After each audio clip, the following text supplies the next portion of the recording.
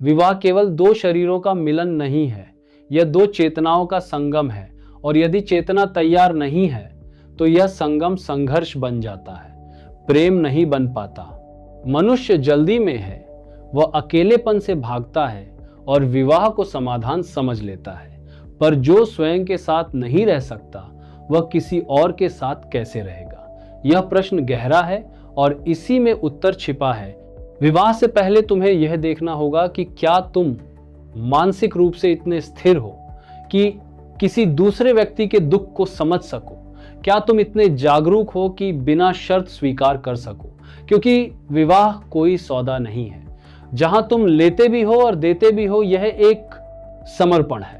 दो अधूरे लोग जब मिलते हैं तो वे एक दूसरे को पूरा करने की कोशिश करते हैं और यही संघर्ष का कारण बनता है, क्योंकि कोई भी किसी को पूरा नहीं कर सकता। पूर्णता भीतर से आती है। यदि तुम स्वयं में संतुष्ट नहीं हो तो तुम अपेक्षाओं से भरे रहोगे और अपेक्षाएं ही रिश्तों को बोझ बना देती हैं। तुम चाहोगे कि दूसरा व्यक्ति तुम्हें खुश करे, तुम्हारी खाली जगह को भरे, पर वह भी वही चाहता होगा। और दो भिखारी जब मिलते हैं तो प्रेम नहीं होता, केवल मांग होती है। विवाह से पहले तुम्हें यह कला सीखनी होगी कि तुम अपने भीतर आनंदित रह सको बिना किसी सहारे के। यदि तुम अकेले में प्रसन्न हो सकते हो तभी तुम साथ में भी प्रसन्न रह पाओगे। मानसिक तैयारी का अर्थ है समझदारी, धैर्य और संवेदनशीलता। तुम्हें यह जानना होगा कि दूसरा व्यक्ति तुम्हारी तरह नहीं होगा। उसकी अपनी दुनिया होगी, उसके अपने घाव होंगे, उसकी अपनी यात्रा होगी। यदि तुम उसे बदलने की कोशिश करोगे तो संघर्ष होगा। यदि तुम उसे समझने की कोशिश करोगे तो प्रेम गहरा होगा। ब्रह्मांड का नियम है कि जो तुम हो वही तुम आकर्षित करते हो। यदि तुम भीतर से अस्थिर हो तो तुम्हारे जीवन में भी अस्थिरता आएगी। यदि तुम भीतर से शांत हो तो तुम्हारे संबंध भी शांत होंगे।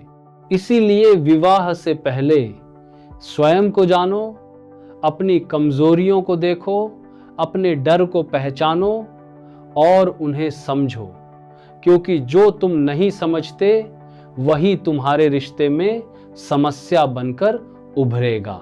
बहुत लोग विवाह को अंत समझते हैं, जैसे अब सब ठीक हो जाएगा, पर यह शुरुआत है एक गहरी यात्रा की, जहां हर दिन तुम्हें सीखना होगा, बढ़ना होगा। यदि तुम मानसिक रूप से तैयार नहीं हो तो यह यात्रा बोझ बन जाएगी, और यदि तुम जागरूक हो तो यह यात्रा तुम्हें ऊंचाई पर ले जाएगी। विवाह में समर्थन का अर्थ केवल आर्थिक या बाहरी नहीं है। असली समर्थन मानसिक और भावनात्मक होता है। जब दूसरा गिरता है तो तुम उसे थाम सको, जब वह भ्रमित होता है तो तुम स्पष्टता दे सको। और यह तभी संभव है जब तुम स्वयं भीतर से मजबूत हो, क्योंकि खाली पात्र किसी को पानी नहीं दे सकता। तुम्हें यह भी समझना होगा कि प्रेम स्वतंत्रता है, बंधन नहीं। यदि तुम दूसरे को कैद करोगे तो प्रेम मर जाएगा। यदि तुम उसे उड़ने दोगे तो प्रेम गहरा होगा। मानसिक परिपक्वता का अर्थ है कि तुम ईर्ष्या से ऊपर उठ सको, अधिकार की भावना से मुक्त हो सको और दूसरे को एक स्वतंत्र आत्मा के रूप में देख सको।